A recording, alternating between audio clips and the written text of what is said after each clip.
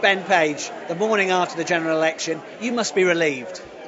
Yes, I think we had some jittery moments when we got the first results out from the exit poll, with the Liberal Democrats, securing apparently fewer seats despite the surge.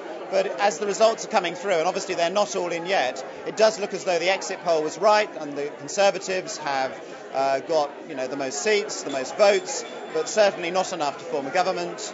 And the poor old Lib Dems, after all of that palaver, ending up in third place. Well behind the other parties, but still possibly kingmakers. We talked last week about the power of the Lib Dems. What happened?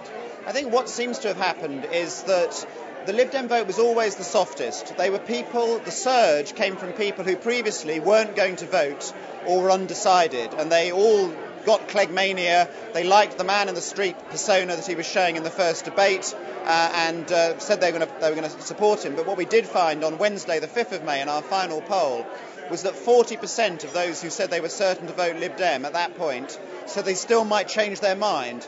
The figures for the Conservatives and for Labour were much, much lower. And I think what you see, if you look back across the polls, is a gradual decline or puncture in the Lib Dem vote, which appears to have accelerated on polling day. That's the only explanation that we can see for that, because overall the polls were very, very good. If you look at the exit poll was excellent.